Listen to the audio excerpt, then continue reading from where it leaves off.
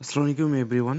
আমি আল সাব্বির বর্তমানে পড়াশোনা করছি বুয়েটে। তো আমি কন্টিনিউয়াসলি এভাবে তোমাদের কিছু প্রবলেম যেটা হচ্ছে প্রামাণিক স্যার থেকে বিশেষ গাণিতিক সমস্যাবলী বা এই টাইপ কিছু, অর্থাৎ আমার যেটা ইম্পর্টেন্ট মনে হচ্ছে সেগুলো হচ্ছে আমি করাচ্ছি। তো তোমরা চাইলে চ্যানেলটা সাবস্ক্রাইব করতে পারো।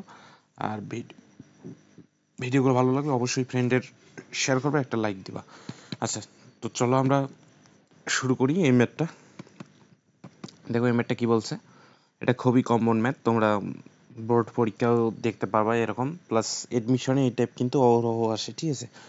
এখানে কি বলছে, এম ভরের একটি ব্লককে একটা অমসৃণ, অর্থাৎ এই এম ভর যেটা আছে এটা হচ্ছে এই তলটা হচ্ছে অমসৃণ, ঠিক আছে। তো আমি যদি জিনিসগুলো একটু রিড্র করি, যদি এখানে হচ্ছে একটু রিড্র করি, ঠিক আছে।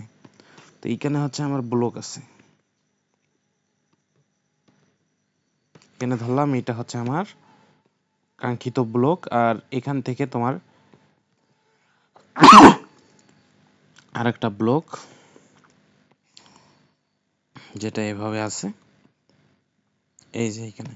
আর এই দুইটা হচ্ছে কি একটা কানেক্টেড, ঠিক আছে। এই দুইটা হচ্ছে একটা কোনো কপি কলের দ্বারা কানেক্টেড আছে। তো আমরা ধরলাম এইখানে হচ্ছে আমার যে কপি কলটা, তো এখান থেকে এটা ধরো এভাবে আর এটা এইভাবে, ঠিক আছে। তো এই ভরটা হচ্ছে আমার এম ভর, আর এই ছোট ব্লকটার ভর হচ্ছে এম বা ছোট বড়। তো এটার কি বলছে, অমসৃণ, অর্থাৎ এই যে তলটা আছে এটা অমসৃণ। সো এখানে এই যে দেখো গতীয় ঘর্ষণ গুণাঙ্ক হচ্ছে মিউ দেওয়া আছে। তল এবং এই এম ভরের যে গতীয় ঘর্ষণ গুণাঙ্ক এটা হচ্ছে আমার মিউ। তো এটা দ্বারা বোঝা যাচ্ছে যে আসলে তলটা অমসৃণ আসলেই, ঠিক আছে। এম ভর আর একটি ব্লক টানা হচ্ছে, ব্লকদ্বয় একটি ঘর্ষণহীন পুলির সাহায্যে একটি সুতা দ্বারা যুক্ত, অর্থাৎ এখানে ঘর্ষণহীন পুলি বলতে এখানে একটা কিন্তু ফ্রিকশন কাজ করতেও পারে। তো এই জায়গায় জিনিসটা বলছে যে এখানে ঘর্ষণহীন, ঠিক আছে, অর্থাৎ এখানে কোনো ফ্রিকশন থাকবে না। তো টেবিল এবং এম ভরের মধ্যে গতীয় ঘর্ষণ গুণাঙ্ক সেটা হচ্ছে মিউ। এখন হচ্ছে আমাদের কোশ্চেন 1 নাম্বার হচ্ছে ব্লকদ্বয়ের ত্বরণ কত, অর্থাৎ পুরো সিস্টেমটার ত্বরণ যেটা, প্রতিটা ব্লকের কিন্তু ত্বরণ সেটা। অর্থাৎ আমি যদি বলি এই পুরো সিস্টেমটা এই দিক বরাবর ওঠার কিন্তু চান্স নাই, ঠিক আছে। কেন চান্স নাই? কারণ এখানে কিন্তু কোনো এক্সটার্নাল কোনো কিন্তু ফোর্স নাই, যেটার কারণে তোমার মনে করো জিনিসটা এদিক বরাবর উঠবে। অর্থাৎ এখান থেকে কেউ যদি টানে তখন পুরো সিস্টেমটা উপরের দিকে ওঠার একটা চান্স আছে, কিন্তু এখানে জাস্ট এক্সটার্নাল ফোর্স হিসেবে তোমার এই এমজি, অর্থাৎ এখান থেকে তোমার অভিকর্ষজ বলটা যেটা থাকবে সেটার কারণেই পুরো সিস্টেমটা ত্বরণপ্রাপ্ত হলে এই দিক বরাবর ত্বরণপ্রাপ্ত হবে, ঠিক আছে। তো তাহলে আমি এটা গতির দিকটা সিলেক্ট করে ফেললাম যে এই দিক বরাবর তোমার গতি পাবে, ঠিক আছে, এই দিক বরাবর গতি পাবে। আর দ্বিতীয়ত এটা হচ্ছে অভিকর্ষজ বলগুলো যদি তোমরা চিন্তা করো, হ্যাঁ, এখন যেটা হচ্ছে এই যে সুতাটা আছে যেটা এটা কানেক্টেড, তো এটা হচ্ছে অসম্প্রসারণশীল, অর্থাৎ এম ভরের ব্লক যে ত্বরণে এই দিক বরাবর আসবে এই এমটা ঠিক একই ত্বরণে নিচের দিকে নামবে, অর্থাৎ পুরো সিস্টেমটা একটা নির্দিষ্ট মানের ত্বরণ নিয়ে কিন্তু চলবে, ঠিক আছে। আর এইখানে তোমার টান বল যেটা, টান বল তোমরা জানো সবসময় কপিকলের দিকেই দিতে হয়, অর্থাৎ এম ভরের টান বল হচ্ছে এই দিক বরাবর, আর এই এম ব্লকটার টান বল হচ্ছে এই দিক বরাবর, ঠিক আছে। এখন আরও এখানে ফোর্স আছে, আমি যদি ফোর্সগুলো ডিস্ট্রিবিউট করি, তো দেখো এখানে হচ্ছে তোমার অভিকর্ষজ বল হচ্ছে এমজি, আর এইখানে হচ্ছে তোমার অভিকর্ষজ বল এমজি, ঠিক আছে, এমজি। আরও এখানে এক্সট্রা কোনো ফোর্স আছে? এখানে দেখো এই ব্লকটা তোমার এই দিক বরাবর একটা গতি প্রাপ্ত হবে, তাহলে এর যে ফ্রিকশন ফোর্স যেটা আছে গতীয় ঘর্ষণ বল সেটা হচ্ছে এই দিক বরাবর হবে। তো সেটা আমরা মার্ক করি, এই যে এই দিক বরাবর তোমার যে গতীয় ঘর্ষণ বল আছে এটা হচ্ছে তোমার, আমি ধরলাম এটা হচ্ছে এফকে, ঠিক আছে, এফকে। এখন আমরা প্রতিটা ব্লকের জন্য যদি একটু আলাদা আলাদাভাবে হিসাব করি, ক্যালকুলেশন করি, এই ছোট হাতের এম ভরের ব্লকটার জন্য যদি একটু হিসাব করি, তো দেখো তো এইখানে আসলে গতি কোন দিক বরাবর, গতি হচ্ছে এই দিক বরাবর। আর এটার উপর কাজ করতেছে কোন কোন বল, একটা হচ্ছে উপরের দিকে কাজ করতেছে টি, আর নিচের দিকে কাজ করতেছে তোমার এমজি। আর গতি হচ্ছে নিচের দিকে, অর্থাৎ তোমার এমজি এখানে বড় টি ছোট। তো আমরা এটাকে এইভাবে লিখতে পারি এমজি মাইনাস টি হচ্ছে তোমার এমই, ঠিক আছে। এটা হচ্ছে 1 নাম্বার। দেন এখন আমরা হিসাব করব এই, ঠিক আছে, ক্যাপিটাল লেটার এম ভর যে ব্লকটা আছে এটার জন্য। তো এটার জন্য যখন হিসাব করব তখন এর গতির দিক বরাবর আমরা বলগুলো যদি নেই, তাহলে দেখো তো এমজি এর কি এই দিক বরাবর কোনো উপাংশ আছে? এমজি এর গতি বরাবর কোনো উপাংশ আছে? কোনো কিন্তু উপাংশ নাই, কারণ 90 ডিগ্রি আছে আর cos 90 ডিগ্রির মান 0। তাহলে এখানে তোমার যেটা বল কাজ করতেছে সেটা হচ্ছে এই দিক বরাবর কাজ করতেছে টি, আর এই দিক বরাবর কাজ করতেছে তোমার এফ কে, আর গতি হচ্ছে তোমার ডান দিক বরাবর অর্থাৎ এই দিক বরাবর। তাহলে এখানে হচ্ছে টি তোমার বড়। তাহলে আমরা এখানে সমীকরণটা যেটা লিখবো T minus F K is equal হচ্ছে এম এ, ঠিক আছে, এম এ। তো এটা হচ্ছে 2 নম্বর সমীকরণ। যদি একটু আমরা ক্যালকুলেট যদি করি, আচ্ছা সমস্যা নেই, এটা আলটিমেটলি আমরা ক্যালকুলেশনটা করবো এখন।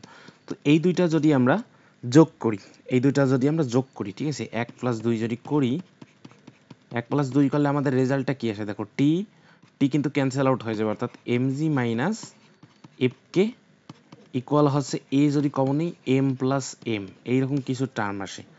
তো এখান থেকে আমরা যদি ত্বরণটা বের করি তাহলে কত আসে দেখো তো, এম জি মাইনাস এফ কেটাকে আমরা কি লিখতে পারি, মিউ কে ইন্টু আর, ঠিক আছে, মিউ কে ইন্টু আর। আবার দেখো তো এইখানে আর কত, আর বলতে এই এফ কেটাকে আমরা লিখতেছি মিউ কে ইন্টু আর, আর এখানে মিউ কে কিন্তু বলে দিছে মিউ কে এর ভ্যালু হচ্ছে এখানে তোমার মিউ, সেটা কিন্তু প্রশ্নে বলে দেওয়া আছে। তো এখানে যে তোমার এই বস্তুটা যে তলে আছে, তো তল নিশ্চয়ই বস্তুটাকে একটা অবিলম্বিক প্রতিক্রিয়া দিবে, তো সেই প্রতিক্রিয়াটাই হচ্ছে আমার এখানে আর। তো সেটা আমরা এভাবে যদি লিখি, তো এইটা হচ্ছে আমার আর। আর কিসের সমান, উপরে নিচে যেহেতু কোনো গতি নাই, তার মানে এই আর হচ্ছে তোমার এমজি এর সমান। তো আমরা এখানে লিখতে পারি কি বলতো, আর হচ্ছে এমজি, ঠিক আছে, এটা একটা তোমরা লিখতে পারো। তাহলে এখানে আমি কি লিখবো, আর এর ভ্যালুটা আমি যদি বসাই দেই, আর হচ্ছে আমার এমজি, ঠিক আছে, এমজি, আর হচ্ছে এমজি। আচ্ছা ডিফারেন্ট কালার হয়ে গেছে। তো এটা হচ্ছে তোমার এম প্লাস এম, ঠিক আছে। তাহলে আলটিমেটলি কি লিখতে পারি বলো তো, জি যদি কমন নাও, আচ্ছা জি যদি কমন নাও জিনিসটা, M minus mu M, M minus mu M by M plus M, এরকম কিছু আসতেছে। তো আমরা দেখি এখানে তোমার এই যে অ্যান্সারটা দেওয়া আছে M minus mu M G by M plus M, ঠিক আছে। ত্বরণ কিন্তু আমাদের বের হয়ে গেছে। এখন সুতার টান কত, অর্থাৎ টি কত, ঠিক আছে, টি। তো যে কোনো একটা ইকুয়েশনে আমরা বসালে কিন্তু টিটা পেয়ে যাব। তো আমরা যদি এই এ এর যে ভ্যালুটা আছে এটা যদি আমরা যে কোনো একটা ইকুয়েশনে, যে এ ইকুয়াল আমরা কত পেলাম, G minus mu M by M plus M, এই ভ্যালু আমরা একে রিপ্লেস করব, ঠিক আছে, একে রিপ্লেস করব। 1 নম্বর সমীকরণ কি আছে, এই যেটা, এটা হচ্ছে 1 নম্বর। তো এখান থেকে দেখো তো টি কত আসে, ওইখান থেকে টি আসবে তোমার এম ইন্টু জি মাইনাস এ, তাই না, এম ইন্টু জি মাইনাস এ। তাহলে এখান থেকে এম জি মাইনাস এ বলতে বোঝাচ্ছে এই যে এই টার্মটা জি ইন্টু, তাহলে এখানে তোমার অবশ্যই থার্ড ব্র্যাকেট টাইপ কিছু দিতে হচ্ছে, ঠিক আছে। তো m into g minus a বলতে g into m minus mu M by M plus m, তো এই টার্মটা, ঠিক আছে। এখান থেকে তোমরা যদি জি ক্যালকুলেশন করো, আচ্ছা 1 plus mu G M by M, এটা হচ্ছে 1 প্লাস মিউ জি। তাহলে এখান থেকে আমি যদি জিটা কমন নেই, ঠিক আছে, জিটা যদি কমন নেই, 1 মাইনাস, আচ্ছা 1 plus M M M M common আছে, ঠিক আছে। আচ্ছা তো এখান থেকে দেখো M G minus M minus mu M by M plus M, ঠিক আছে। তো এটা, তো এখান থেকে আমরা এম জি কমন নেওয়ার পর একটু যদি লসাগু করে দিই এম প্লাস এম, তো এখানে থাকতেছে M plus M minus M plus mu M, ঠিক আছে, এরকম থাকতেছে। এটা কিন্তু নর্মাল ক্যালকুলেশন করতেছি, এর বাইরে কিন্তু কিছুই না। তো এটা হচ্ছে থার্ড ব্র্যাকেট তারা যদি রিপ্লেস করা হচ্ছে জিনিসটাকে, এটা কিন্তু ক্যান্সেল আউট, ঠিক আছে। তাহলে এখানে তোমার থাকতেছে কি এম জি, আচ্ছা এখানে থাকতেছে দেখো, এখানে আবার তোমার দুইটা এম আছে, এই যে এটা, আর এখান থেকে কিন্তু আমরা ক্যাপিটাল এমটা কমন নিতে পারি। তাহলে এম এম, আর এখানে তোমার থাকতেছে যেটা 1 plus mu by M plus m into g, এরকম কিছু থাকতেছে, ঠিক আছে। এটাই, এটা হচ্ছে 1 বাই এম, এটা হচ্ছে 1 বাই মিউ প্লাস জি। তো এটা আলটিমেটলি তোমার যেটা করছে এম এম, আর নিচে তোমার এটা লিখছে আর কি। আমরা যদি একদম অ্যান্সারের ফরম্যাটটা নিতে চাই 1 প্লাস মিউ ইন্টু জি। আশা করি তোমরা জিনিসটা বুঝেছো। এটা হচ্ছে নর্মাল ক্যালকুলেশন, এগুলো হচ্ছে তোমার ম্যাক্সিমাম টাইম হচ্ছে তোমার ভ্যালু দেওয়া থাকবে। তো ভ্যালু থাকলে তোমার ক্যালকুলেটার ইজিলি করতে পারবে আর কি।